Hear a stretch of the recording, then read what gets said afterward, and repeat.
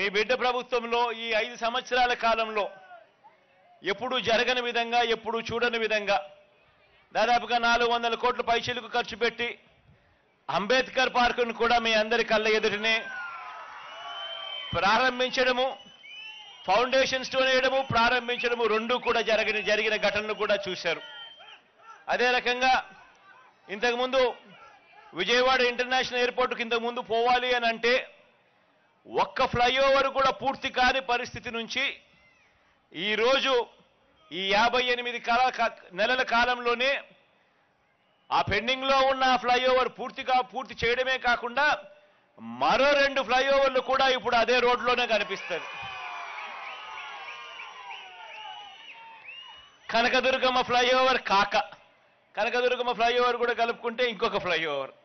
ఇవన్నీ కూడా మన కళ్ళ ఎదుటనే యుద్ధ ప్రాతిపదికన ఈ ప్రాజెక్టులన్నీ కూడా పూర్తయిపోయిన పరిస్థితులు కూడా కేవలం ఈ 58 నెలల కాలంలోనే కనిపిస్తా ఉన్నాయని చెప్పడానికి కూడా గర్వపడతా ఉన్నా.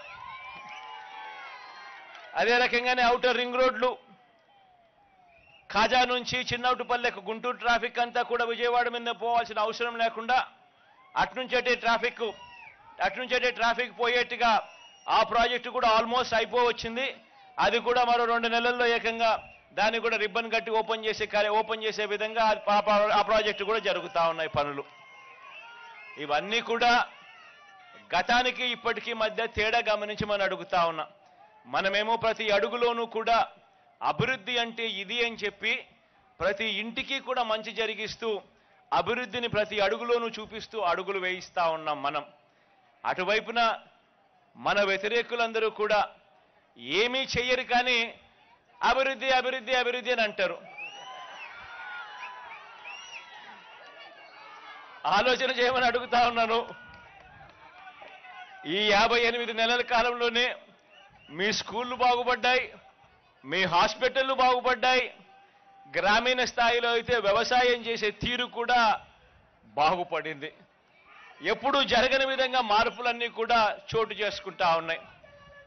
ఎప్పుడూ చూడని విధంగా వాలంటీర్ల వ్యవస్థ, సచివాలయం వ్యవస్థ మన ఇంటికి వచ్చి మన ఇంట్లో ఉన్న ప్రతి అక్క చెల్లెమ్మను, ప్రతి అవ్వాతాతను, ప్రతి అన్నా తమ్ముడిని కూడా ఆప్యాయంగా ఒక చెల్లెమ్మలా, ఒక తమ్ముడిలా పలకరిస్తూ మంచి చేసే కార్యక్రమం ఏ ఒక్క రూపాయి కూడా లంచం లేకుండా, వివక్ష లేకుండా జరిగిస్తా ఉన్న పరిస్థితులు కూడా కేవలం ఈ 58 నెలల కాలంలోనే మాత్రమే జరుగుతూ ఉన్నాయన్నది కూడా గమనించమని కోరుతా ఉన్నా.